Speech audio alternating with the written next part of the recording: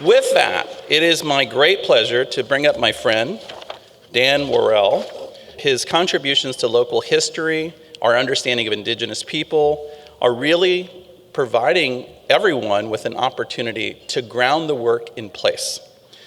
So Dan Worrall is a retired geologist and avid historian and lives with his wife on a farm in the lower Brazos River Valley. He holds a bachelor's degree from Rice University. If there are any owls in the crowd, you can cheer at that point. Hoot! Oh, you guys hooted. That's so cute.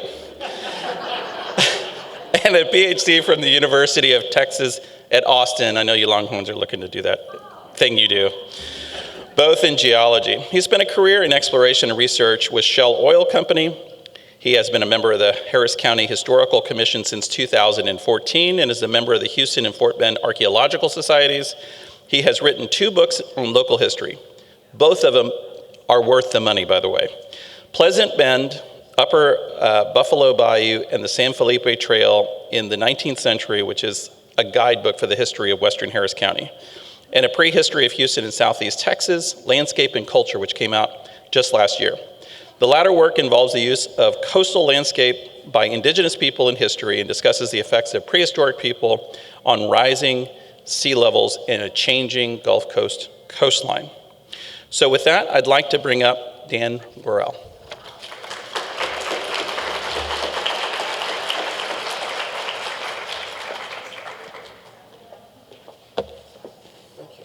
Here's your clicker. Great. Well, thank you very much, Jaime. Good morning, everybody. You know, this is the second time I've been at this workshop. I was here in 2019. This was way back in pre-COVID days. And I made a short presentation, but it was my first introduction to the native plant community. And I must say I was kind of gobsmacked by it all. I met the Morgensterns and a lot of you other folks out there. And anyway, by the end of the day, I was carting home a bunch of native plants in my car. And I set out to carve out an area about the size of this stage here on our farm as sort of a pocket prairie, if you will. And I want to tell you, it's grown and grown. And this year, I've been harvesting seeds right and left. And of course, they're now going out into our pastures. So anyway, it's been made quite an impact on me.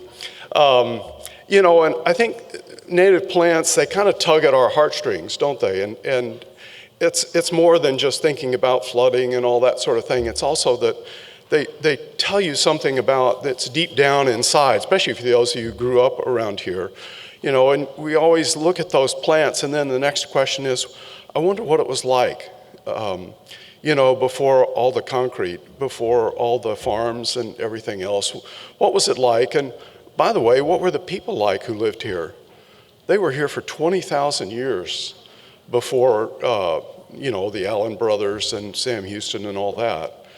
And what kind of mark did they leave? Did they leave behind an absolute pristine Garden of Eden, untouched, that sort of thing? Or did they have their own impact on it? So those are some of the things I want to kind of talk about this morning.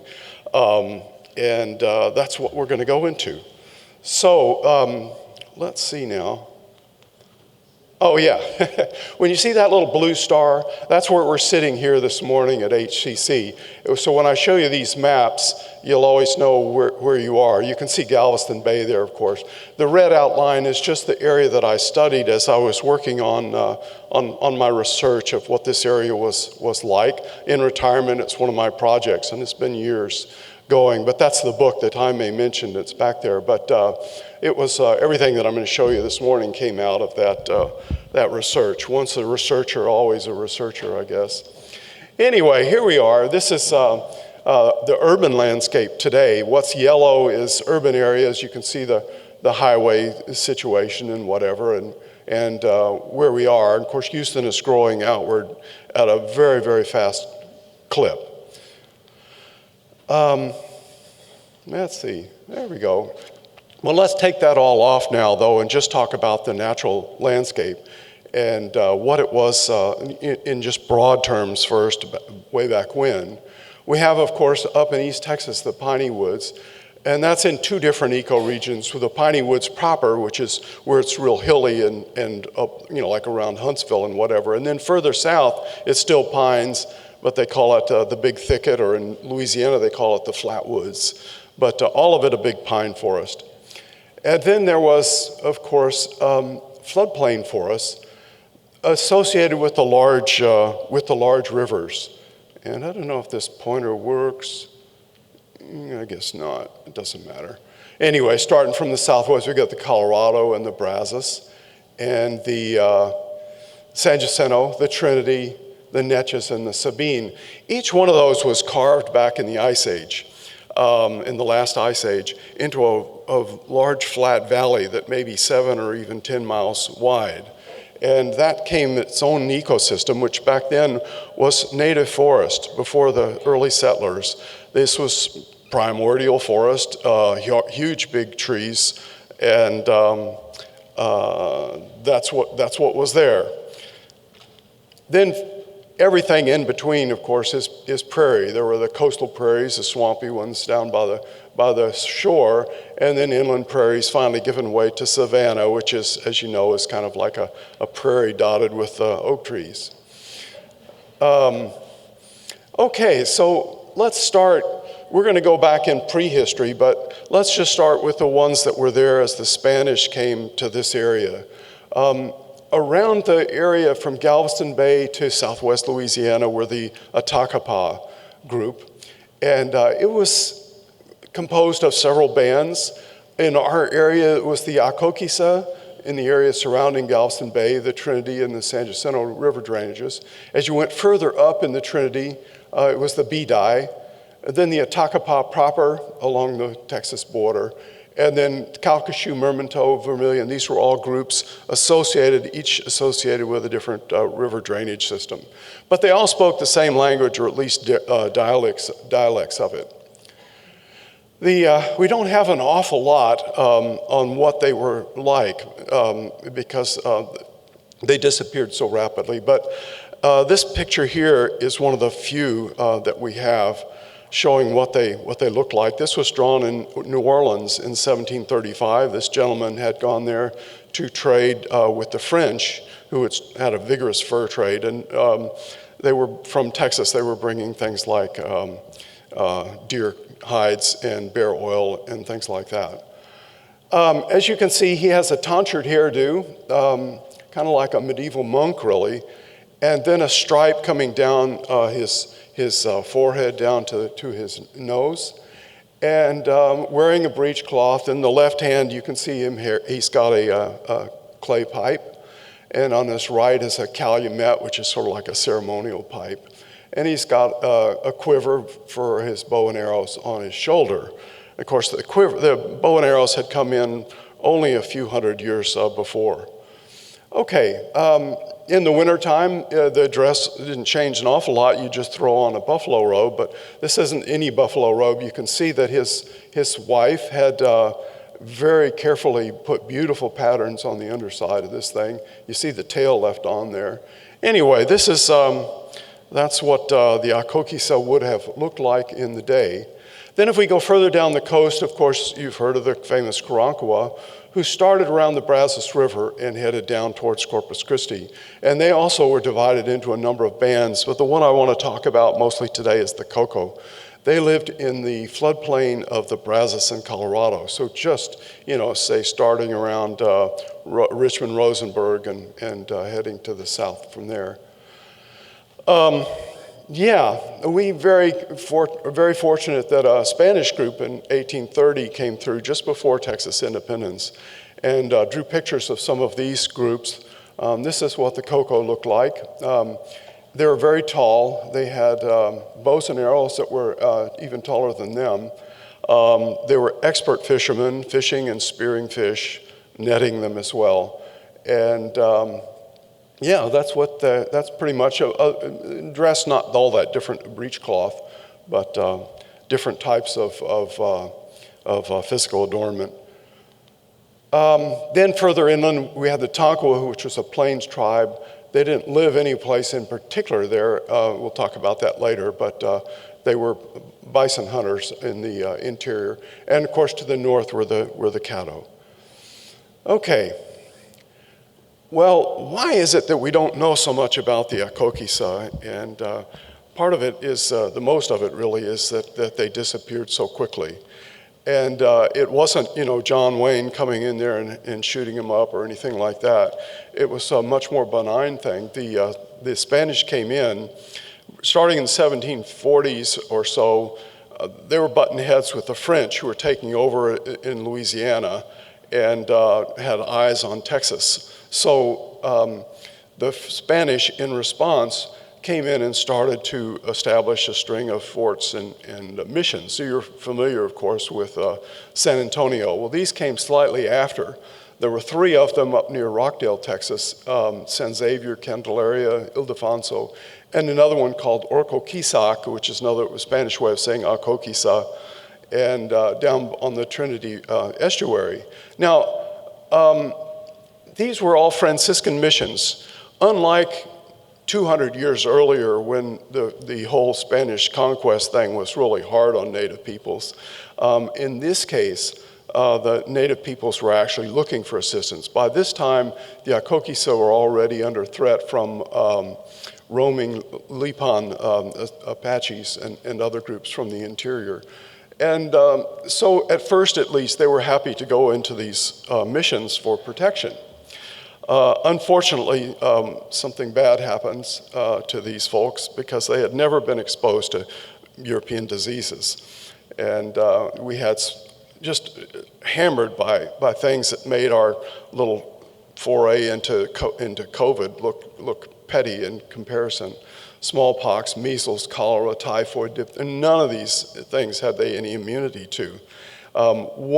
Just one pass-through of smallpox in a Bidai village in the 1740s leveled half the tribe. And that was only one of many. And then, of course, there are all these other diseases to go through. So if you look at population counts, and one thing the Spanish were very good at is counting people, because they were there to save souls, and you had to know how many souls you were saving, right? So anyway, these 3 green lines are what the Akokisa, Bidai, and Atakpa look like. And that blue band there just shows you in the 1750s or so, the period, it was a very brief period in Texas history, in coastal Texas history, when these Spanish missions were here. And just absolutely coincident with that, you can see, was a precipitous drop. So by the time Austin's colony came along in the 1820s and 30s, you can see that there were only scattered remnants of these peoples around. So basically, as the Texas colonists came in, they hardly noticed them. And where they did notice them, it didn't matter to them. They sold the land right out from under them. So it was a pretty tough thing. The remaining, by the time of 1900 or so, there was only one that I can think of, small Native American settlement where Telge Park is today. And then, but by 1920, they were gone too. The individuals sort of melted into the population. You can still meet the odd person that had, say, maybe a grandmother or great-grandfather, whatever, that was a Kokisa, but they're not organized in any heavy way. Now, with the Karankawa, it was a completely different matter.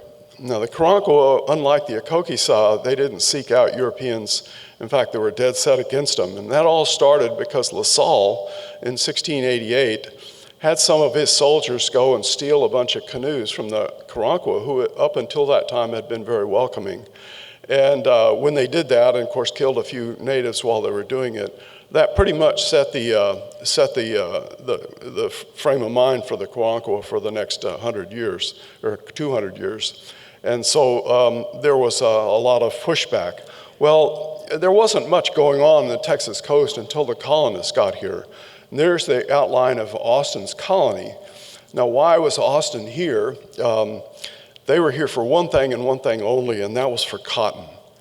And where they wanted the cotton was in that forest I was just telling you about. That those floodplain forests were on really, really rich soil.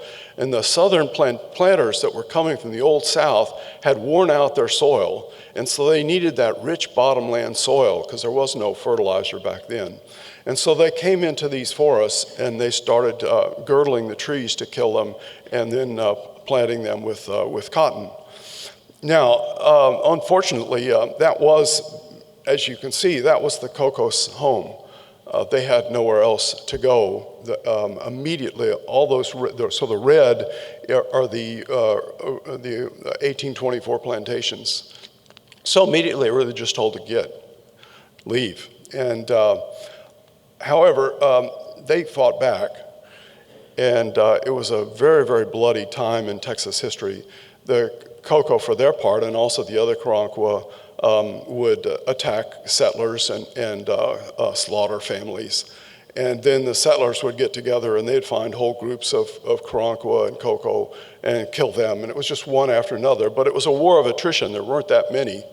And they were sent packing and they had to flee down towards Mexico. And of course, there were no other open ecosystems. They were already lived in. So there was really nowhere for them to go.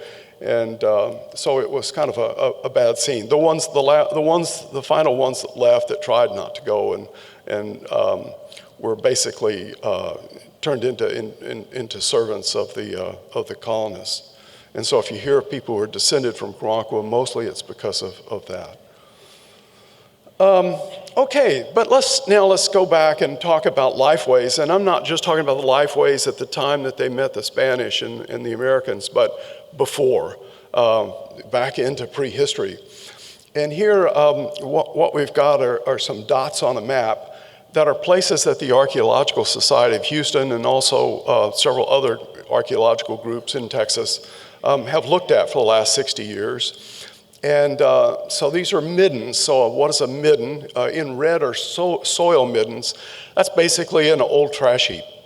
And so there were bits of stone, maybe an old arrowhead, and maybe some bones from last night's dinner and that sort of thing, all mixed in with soil. And archaeologists can look for this stuff because there's a very subtle kind of a bulge to the landscape, and they would find these things, of course, and study them. Now, the blue dots are something quite different.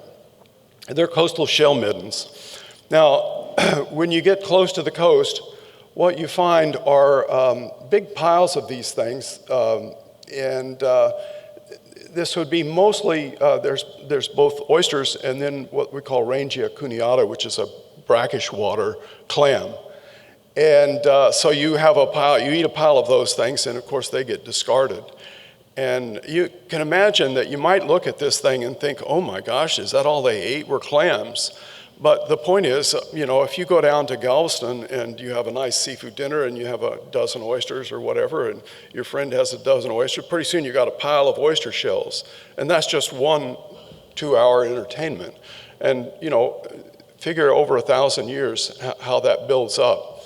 But that's not all you eat, right? So they also ate things like alligator, fish, of course, most of it, and turtle, and your occasional deer, and then plant material, of course, as well. So now the thing about this is that the cuneata, they don't live in the bay per se. They live on streams going into it because they don't like fresh water, they don't like salt water, they like in between. And so if you see them, they're heading up those streams up to about a 12-mile limit. And that's the limit of brackish water. So you'll find those clams up to there and then no more. It tells you an awful lot, by the way, about paleo environments and where was the brackish water line and all that kind of good stuff. Anyway, so that's lifeway number 1. Lifeway number 2, if you look along the rivers, there's a lot going on. Especially along the Trinity River, less so on the Sabine, only because Houstonians weren't getting quite so far out to look at the archaeological sites. But anyway, living along the big river floodplains was another way to make a living. And here's just an artist's interpretation, but basically they had dugout canoes, And we know they were making them, not only are there some intact ones left behind, but they left behind their woodworking tools as well in some of these sites.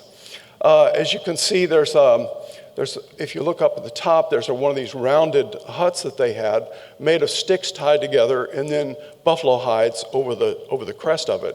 And they would sew these hides to it. It was a very portable kind of a lodging. And anyway, you can see a woman tying the hides to the hut. And here's a bone awl, maybe 3,000 years old, that was for the same purpose. And then also, they had, we don't see the baskets in prehistory because they rotted, but up until historic times, they were weaving really beautiful river baskets out of river cane. And also making pottery. You can see this woman in the center of the picture making pots. That only came in about 1,000 years ago. We'll talk about that in a minute. Then, of course, from the river, it's just an incredible larder. There's catfish, there's turtles. That's quite an imaginary figure there, but that's from some South American natives. But they practiced the same thing. They would basically lasso alligators and bring them out. It wasn't just the meat they were looking for, and of course there's the skin, but one of the big things they were looking for was grease and fat, which they would boil down, and they used that for like a skin lotion, not only for the sun, but also for mosquitoes, which was as big a problem for them as it is for us. Obviously, they were also getting plant things. I'm not going to talk about plant materials so much in this because I'm talking to people who know a lot more than me, but certainly cattail roots, arrowheads, things like that. Cabeza de Vaca noted, of course, them using these materials as well. Now, the third type of making a living out here was prairie hunting. And this we tend to think not so much about, but notice where the blue star is, right? We're right in the thick of it here. And the Katy Prairie, there in Grimes and San Bernard, if you look, it's kind of funny. These aren't big rivers. You wouldn't think that some of these small streams out in the middle of the prairie would sustain Native American life, but yet it's rich with them. There's hundreds and hundreds of sites. So that is a tip-off right there that something else is going on. And what that something else was bison hunting. And this is a picture from George Catlin in the Great Plains, but it kind of frames up what was happening on those creeks. The natives were very skilled at using fire to drive game in the prairies. And this happened in the fall and winter of the year when a lot of these were dead. And it happened then because you had a nice north breeze coming and they could drive them to the southeast. Now, you're probably familiar up in Montana and Wyoming of these buffalo leaps where there was a 100-foot cliff or 200-foot cliff and they're all jumping down. Well, you didn't really need that much. These guys were hunting with atlatls. They didn't have bow and arrows for most of this time. And that's basically a spear thrower. And you could throw it only so far. So you needed something, anything. You were on foot, by the way, there's no horses. So you needed something to slow these animals down, to put you on an equal footing. And so even a 5 or 6 foot drop would be enough to disorient these animals, and either they'd be lying on their back for a split second, or maybe they'd have to get in the water and slowly swim away or whatever, but that was enough. In our waterways, it's hard to see today because they've all been concrete lined, but for example, White Oak Bayou, before it was worked on for flood control, had about a 15, 20 to 25 foot embankment, which is quite a lot.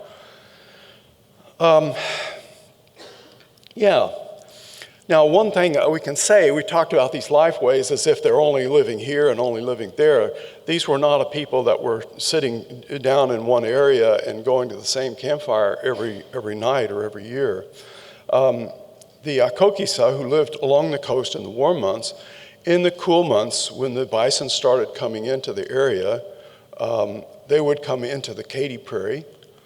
The cocoa would come up from the coast along the Colorado and Brazos River and in between the San Bernard River and come into the San Bernard Prairie to hunt. And the Bidai the Bidai, living up in the upper areas, think of Lake Livingston and north, would come down into the Grimes Prairie to hunt. So it was what we call a seasonal migration or a seasonal round. These people were covering their landscape, the coastal landscape, and enjoying all parts of it. They didn't have it to themselves, though. These are very rich bison hunting areas, and inland groups like the Tonkawa coming in from central Texas, usually traveling along the Colorado River, would come into this area and hunt as well. So that in this area, in our prairie area, there were a variety of different groups that were hunting. Now that little box there, what we're going to do is look at this in a little bit more detail. So I'm going to take that box there and we're going to blow it up. Now first I'm going to show you this picture here. So you can see the Brazos River going through the middle and the Colorado to the southwest, and then Cypress Creek up to the north. Within 50 years of us coming into the area, this is what the land ownership map looked like within half a century. And that depicts the way that we Europeans think about land. I own this box, you own that box, and she owns that box, and that's the way it is. So each person has a box, and you make your living with whatever you can do inside that box. Now let's think about it how the Native Americans saw it. First, just as you can see, it's the same area. We can see the same cities. Houston off to the right, the blue triangle is where we are. Rosenberg, Sealy. Now I'm going to take those off. And this is pretty much how they saw it. They saw the big river floodplains, and then in between was prairie. But the most interesting, fascinating thing is that the streams coming in, they were dying up into the prairie like Buffalo Bayou, just north of that blue star. You can see a big branch coming out like that, and it dies out into the prairie in little tree-lined streams. Now, consider for a moment that the bison were coming in here in the late fall, early winter. Again, why is that? Well, if you're up in say North Texas, and the first freeze comes, pretty much the grass is now dead. So you have to go south of that freeze line, and you could eat it until the next norther came, and then you'd be forced south and south. So they would kind of work their way slowly toward the coast. And in a good year, of course, along the coast, the grass won't freeze. So this was a normal thing for bison. It was their own seasonal round. And they would come to the north. Now remember, these are prairie-loving animals. They don't like trees because trees are bad. Bad things happen inside the trees. So they just want to stick. They're herding animals. So they'd stay in herds out on the plains. Well, the Indians could figure that out. If you could get behind them and start to drive them, now start to look at what this looks like. It looks like they didn't know what a pinball machine was, but that's probably the best thing. If you look at this, there's all these streams opening to the northwest. If the bison are trying to get to the coast, and they go out of the way, they can get caught in some of these little cul-de-sacs or be driven into those cul-de-sacs. And if you're driven into one of those cul-de-sacs, there's nowhere else to go than to jump the river. And that puts them in the stream bank. So you might think now, okay, so I wonder where they've been finding all the archaeological sites. Well, here you can see it's not random. Some are in the big rivers, of course, but the ones that are in the prairie are not random at all. They're places where these bison had been forced to jump across streams. So think of it this way. You get behind them and you start to drive them, and you drive them into these little funneled cul-de-sacs. And that's where your friends are going to, and your family is going to be waiting, and you pepper them with atlatl darts, and you've pretty much taken care of your food for the next X months. All right, so that's it. Now, I wanted to mention one other thing here before we move off this map, and that's time. People had, just to mention, some of the sites. White Oak Bayou, you know very well, coming off of downtown Houston to the northwest. There's tons of archaeological sites in there. They've all been destroyed by flood control work, but they were studied before they were, and what they found were things like a bison skeleton in a gully. They clearly had rained down, the gully was emptying into the creek. They'd gotten the thing into the gully and basically killed it in sight, and then butchered it in place. And there are lots of these sites along White Oak Bayou. Upper Buffalo Bayou, here we're talking about the areas of Barker Reservoir and Addicks Reservoir. Right in there was a very, very rich set of middens. Back in the 1920s and 30s and 40s, Houstonians used to go there for arrowhead collecting on Sunday afternoons. There's so many of them. And anyway, that was, but if you can look, you can see those, the way the streams are coming in, it's just funnels heading right toward that area, and that's where they would wait. And then finally down here in San Bernard River, in the San Bernard Prairie, same thing, cul-de-sacs with rich numbers of sites at the ends.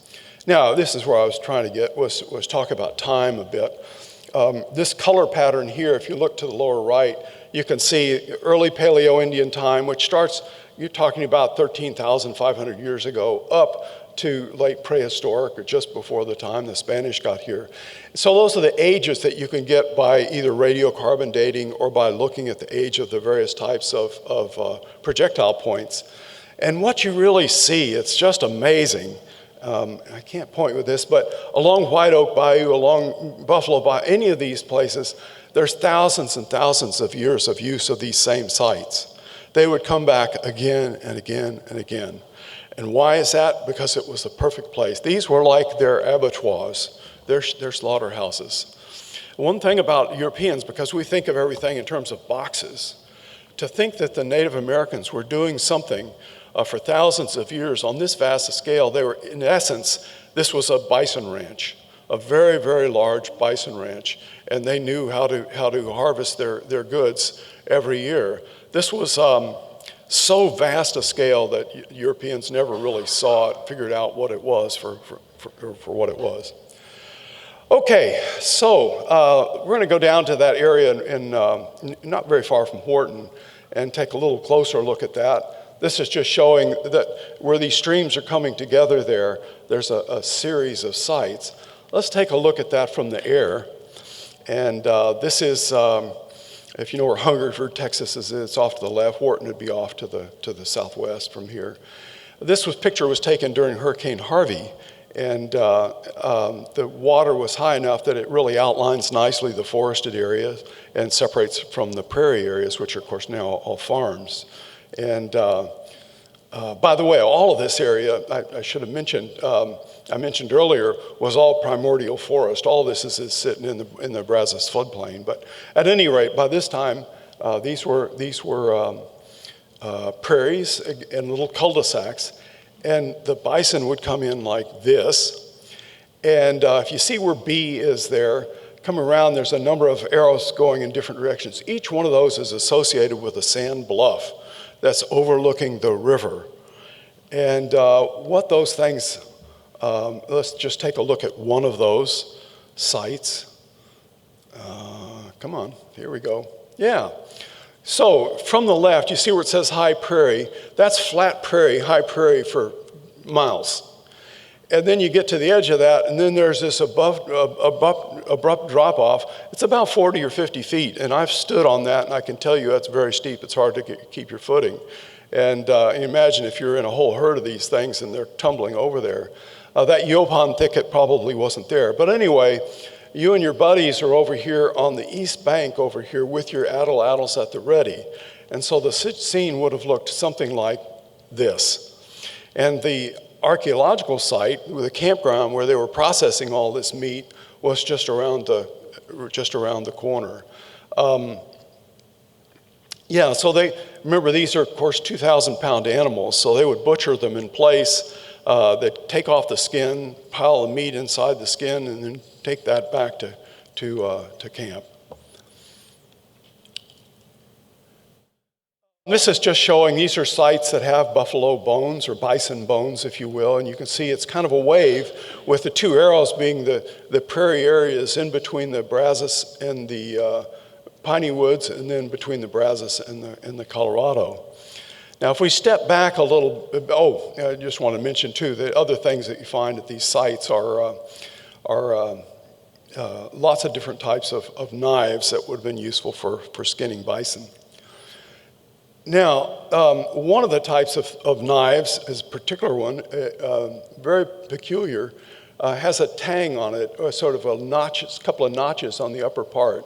We think that was for tying it to your belt so that you didn't lose it as you're going cross country. You can imagine as you're processing a bison, there's a lot of blood and fat and whatever, and it's easy to drop these things. You don't want to do that. But anyway, there's that little white thing down there. That's to scale. That's where we just were. And if we take a look at where corner tang knives are found, well, they're found where buffalo are found. And this is the Great Plains. And the people that were making them were living in central Texas. Most of these, like this one here, were made out of Edwards chert, which is found along the Balcones Escarpment. And they would make them there, and then they would move into the interior. Some of them were traded, but also these people had great mobility. When they were hunting bison, you could move quite a long distance. Now, let's think about this from a landscape perspective for a second. This is a satellite image that's just showing you where the trees are, and in green and yellow where the trees aren't, or the prairie. And some of those speckled areas, those are savannas. At any rate, the bison would be coming from the north. Now, most of the time they're in the Great Plains, but as I mentioned, the ones that were in Texas would calve off in the wintertime and come toward the coast. And we have a lot of ethnohistoric accounts that tell of that. We could talk for a long time, but they're in the book if you're interested in pursuing that. But at any rate, they would come down to the coast and then kind of spread out along the coast as they were munching on that wonderful green grass. Now, let's see here. Do you remember back in 2011, we had that horrendous drought? We had a bad one this year, but it was nothing compared to 2011. Remember when I guess it was Memorial Park lost about half its trees. That was a terrible time. And you can imagine as you head north, I have some pasture out there and had some cows. We had to bring in grass from as far away as Kansas. Because there was no grass left on the plains. And imagine if you're trying to live out there, and of course you didn't have a well either, and all the creeks are dried up. You can imagine how bad a drought is in the Texas plains. Well, if you look back at paleoclimate data, these droughts were common. And some of them lasted not just a year, but as long as 10 years or 20 years or even a century or more. Now, here you are with your family, and you've got to feed them, and you've got a drought like that in front of you. What do? That's where we come up with the idea of refugia, or places of refuge. There are basically 3 of them in East Texas. First, along the Balcones Escarpment, there you had a place where the springs were always issuing water. So you had catfish and turtles. You had a place of refuge to hide out during these long droughts. And of course, while you were there, you would be making arrow points, or in this case, I should say projectile points, for the next time there was something to hunt. And they had their own ways of making these things, and we have names for them. These are just 3 examples that come from those cultures. And when times got better, when there was water and there was grass, the bison would come down from the north. They didn't come down here during the droughts. So as soon as they started coming down, then you could start moving out across the prairie to hunt. In East Texas, it was a similar situation. We had the Trinity and Sabine and San Jacinto to a lesser extent.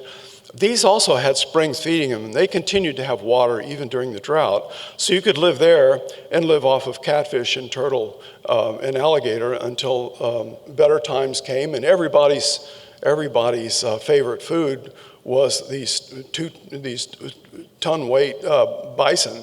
And so when the times got to be better, then you too would go out into the prairie and hunt. Then from the south, I don't know why this isn't working, but anyway, in the south, we had the same thing with the Central Coast tradition that connects down into Mexico. They were living in these coastal bays like Corpus Christi Bay and Matagorda Bay, where there were some of these smaller rivers that would come in and bring just enough fresh water for them to survive, and they would eat shellfish and things like that, and fish, of course. So same thing, and they had their own ways of making arrowheads. So if you look at these, I keep saying arrowheads, but projectile points, you can look at the projectile points and know where they came from. Now, let's talk about this prairie fire. It was such a tool for them to use to drive game, not just bison, by the way, but also deer. And if you think about it, let's think about our area, Addicks and Barker Reservoir, and what happened when we quit having forest fires or annual fires, or mowing for that matter. Those areas were fenced off in the 1940s. And for a while, it was still prairie, and you could see, of course, in black, you can see the areas with trees on the creeks and whatever. But if you look at that area now and go over there now, it's all forested, 100% forest. And what that's saying is that in our humid climate, we wouldn't have prairies if they hadn't been maintained by this annual burning. It just wouldn't have happened. Further out to the west, maybe west of Columbus, where it gets quite a bit drier, okay, fair enough, but in our humid climate, they were maintained. And tells you that these prairies are in a large sense, they're a legacy of North American, Native American use of the land. Okay, so we've talked about that a little bit, and I've already mentioned that they would move some distance in hunting for bison. They would also move around their landscape looking for different foods during different parts of the year. I want to talk about their culture now in a way that shows you that they are also interconnected with other cultures, and that some of this was surprisingly long distance. And so by the way, the Coco were living right along that bison corridor. And the people that I want to talk about now, we call the Lower Brazos mortuary culture. They're about 1200 BC to 650 AD, more or less a few hundred years either side of the time of Christ, if you want to think about it that way. And I want to talk in particular about one site near and dear to me. It's the Bowser Mound, just west of Fulshire. And what we know from looking at the artifacts in that mound.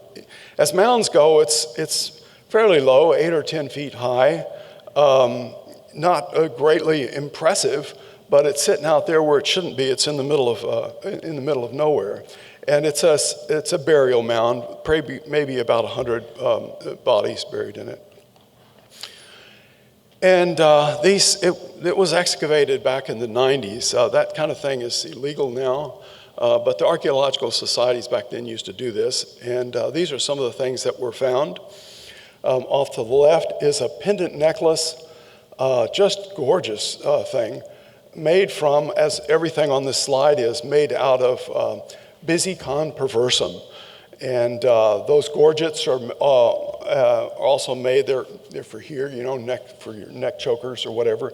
And columella beads are made out of the central part of it. And here's what one of them looks like. And the interesting thing about this clam, or about this gastropod, is in the word perversum, perverse. If you look at it from the top, you can see that it coils to the counterclockwise. Every single other genus, or every single other species of whelk, of Bison, turns the other direction. The Native Americans noticed this, and to them it denoted something of this animal was something that didn't go the normal way. It had its own way in life, and to them that had spiritual significance. We'll talk about that. But anyway, these things were made and distributed, as you'll see, fairly widely. Now, some of the other things that came out of the site, obviously some arrow points or projectile points, some shark's teeth, which just showed you they were coming up from the coast, lots of bone items, awls, that sort of thing. But the most interesting things were these that we call exotic. These are called boat stones. They're about the size of your cupped hand and always associated with little pebbles. And some of these, as we'll talk later, came from as far away as Arkansas.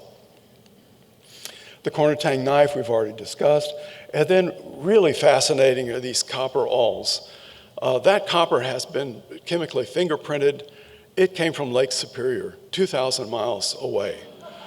And it's of a number of these. So you start to think, I wonder where all the other ones have been found and what that looks like on a map.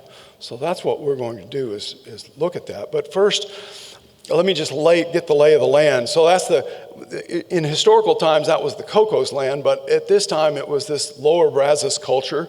We're talking a couple thousand years earlier and more. The red dots are showing you where there's other cemeteries like this up and down the Brazos in Colorado. And the ones with lightning bolts in them, little yellow bolts, it might be kind of hard to see, those are ones where there was some violent deaths associated with people buried there. And anyway, I should mention numbers. You know, we're talking about a few hundred at most in these cemeteries, about a people that were living there for thousands of years. So you can imagine that not everybody got buried in one of these. Only a few hundred people were buried in them. They were buried for people of great stature, probably religious stature in the group. Anyway, the other thing, the white circles that are drawn around some of those sites are places where there's these Bizicon marine ornaments. And you'll notice they were not confined just to the cemeteries. Some of these sites were places where they were making the marine ornaments. Anyway, just to the other side of the Brazos River, you'll notice in that culture there's none of these red dots. There were no cemeteries. They didn't use cemeteries. And you see blue dots instead. What those are places where ceramics were first starting to come into our area.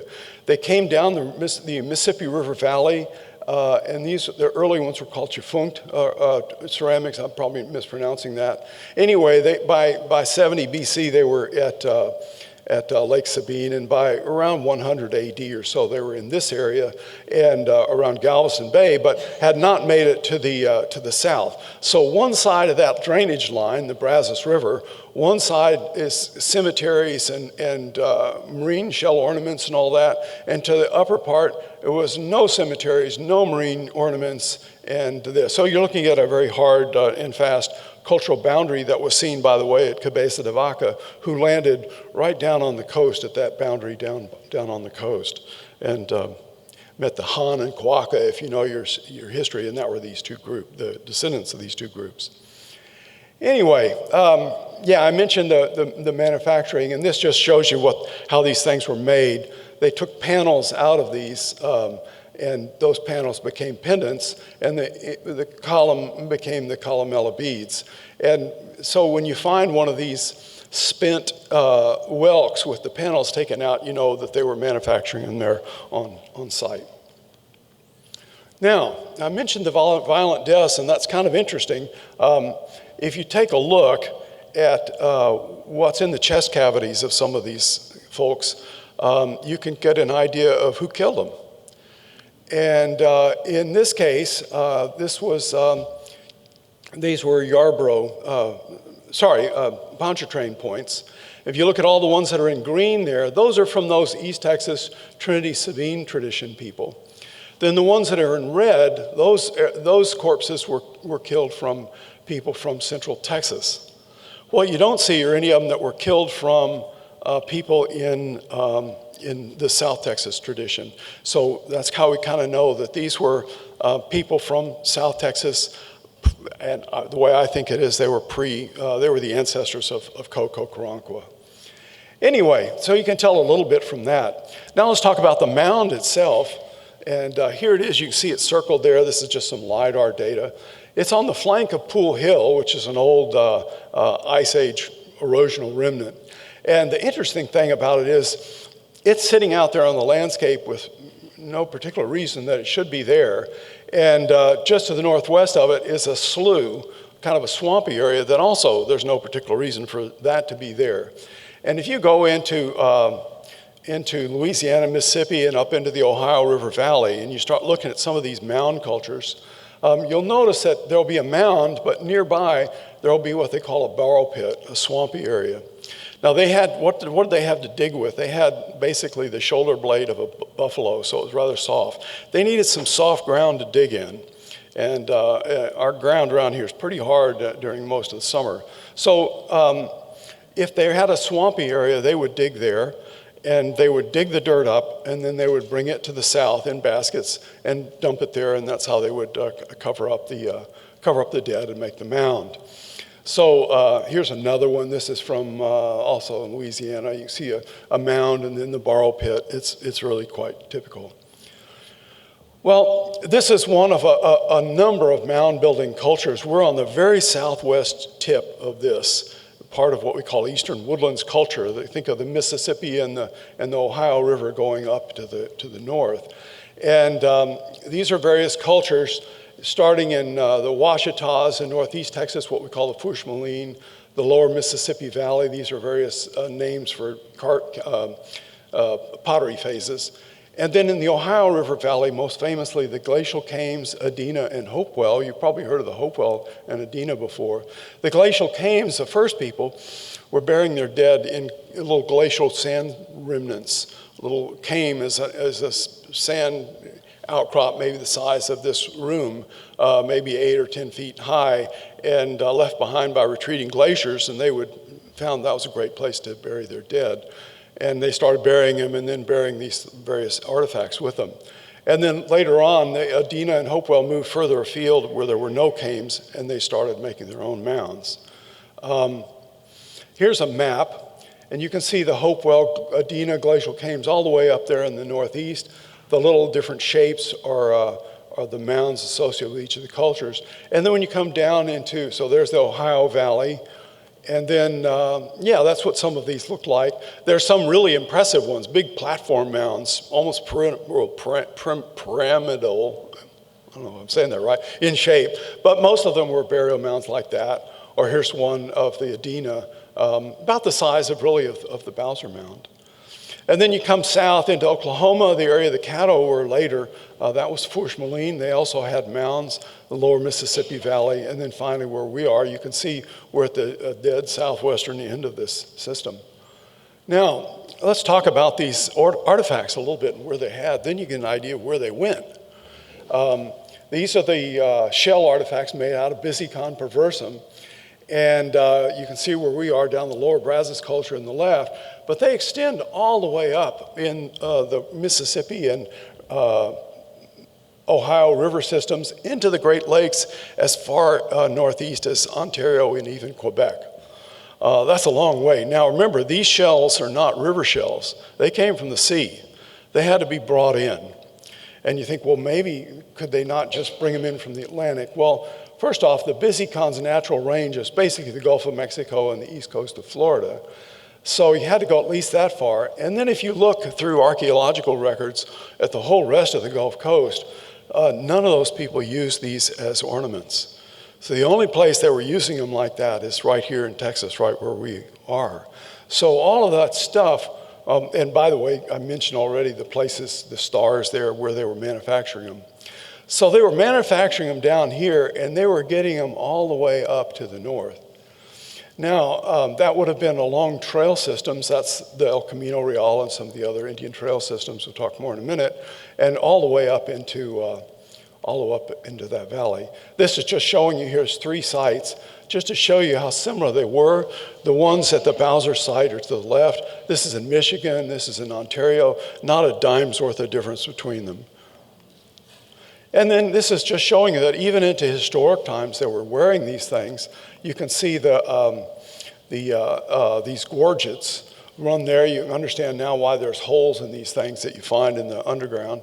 And they were basically religious symbols. Remember, they had spiritual significance to this. And it portrayed to the outside world, I'm a different kind of a person and I travel my own way, which if you think, and that's a 2,000-year-old religious symbol they had around their necks. Well, think of people who wear crucifixes or stars of David's around their neck these days. It's pretty much the same thing. I have a certain way of living, and this portrays that, and that's what it was to them. Now, copper. I already mentioned to you that all the copper that we have in eastern North America came from that one site. The reason is they didn't know how to smelt it, so they couldn't find just any copper ore. They had to find native copper, which is basically bits of real copper that you could beat out of the rocks and then beat into sheets and make things out of it. And so that came from there, and then the little green stars are showing you all these burial mounds that have these things, all the way down into Texas, and the one here at Bowser in our area is the last of them. So yeah, and that all looks like this, and those alls up in Ontario look like that, and all in Michigan looks like that. They're all the same, very, very similar, and all have the same chemical typing.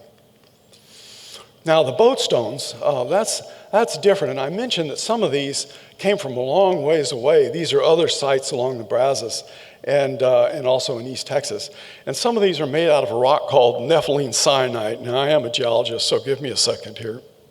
Nepheline syenite is a very rare rock type.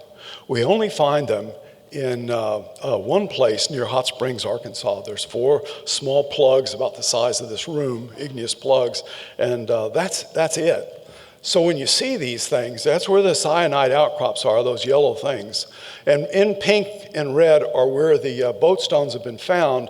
The darker red is places where they found lots and lots of them. You can see that the center was there in the Ouachita Mountains. And if you go look and see where these nepheline syenite boat stones have been found, all the way down into our area, then it leaves no leeway for interpretation. Those syenite boat stones came from what was probably a sacred area up in the Ouachita Mountains and brought down.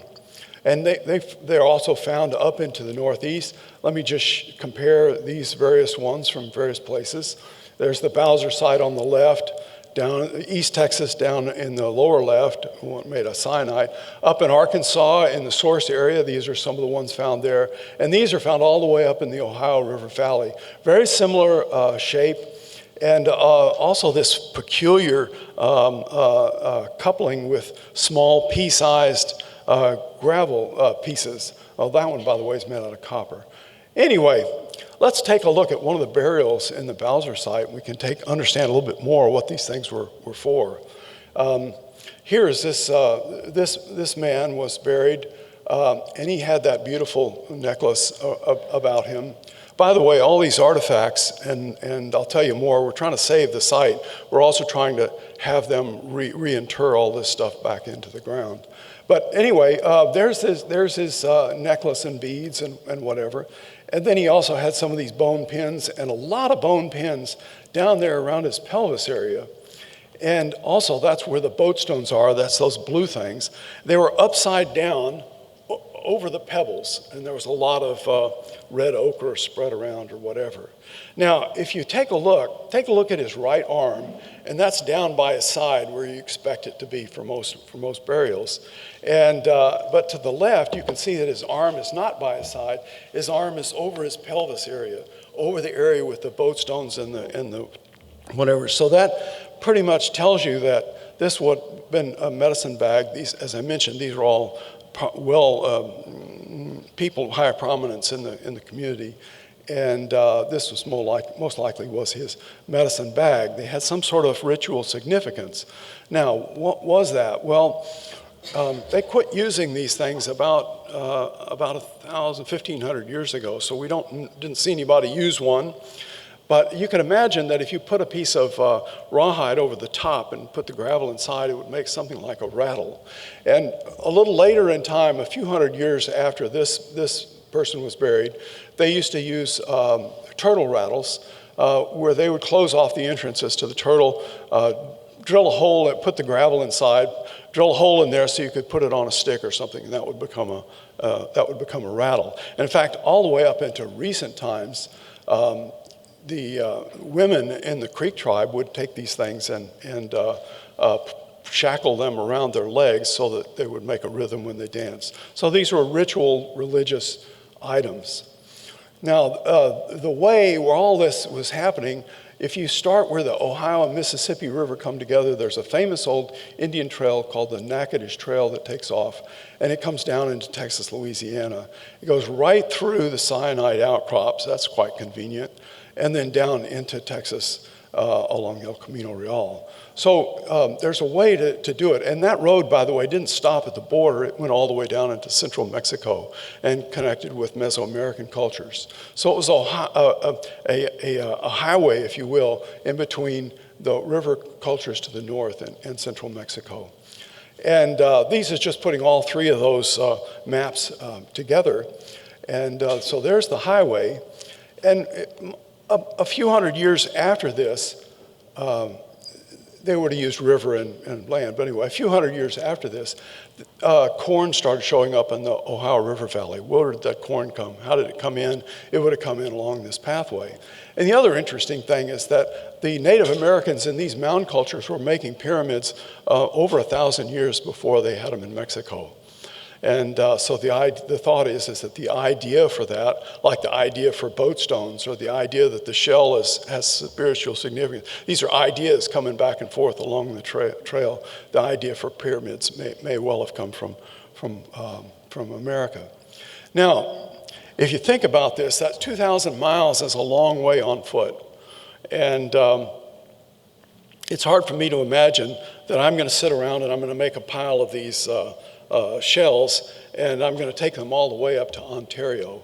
That's not really going to happen. We think of these things as commercial transactions. For them, it was something different. And there's a nice thesis that was done by a woman named Laura Block a few years ago. She spent some time with the remnants of Creek Indian culture along the Mississippi-Alabama border, or is it Alabama-Georgia border, sorry. And one of the things they talked about is a celestial white road, or basically the Milky Way, was to them a celestial white road. And there were different people living along the white road for each of these clusters of stars, and they didn't always get along. And there were a certain type of people who would go along the road and make peace between these various groups. Well, they also told of an earthbound equivalent of these called the Isnissa. And the Isnissa were trader diplomats that dressed in white. They carried a basket on their back, and they had a staff with some feathers on it that told of who they were, basically, what group. Now remember, between here and Ontario were a number of different groups, almost all of them always at warfare with each other. So as an individual, getting up that far is not going to happen. But the Isnissa, because they were trader diplomats, they were free from attack. They had a quasi-spiritual significance. And they were acolytes of sacred knowledge. They spread ideas, religious ideas, and also practical ideas, but also were peacemakers. They tell the story the Creek did of here's group A over here, and here's group B over here. They're warring with each other. And so the Isnissa coming down the trail met the first group and noticed that, he said, why are you always at warfare with this other group? He said, well, about 20 years ago, they came in and they raided us and killed a bunch of people, and they took off 3 or 4 of our young women, girls, and kidnapped them and took them back to their tribe. Oh, that's terrible. So he goes down and he talks to Indian Group B over here. What's up with you and Tribe A over there? And they looked around and they noticed that the young girls that had been kidnapped had all married into the tribe in very prominent positions and were extremely well cared for and whatever. Now,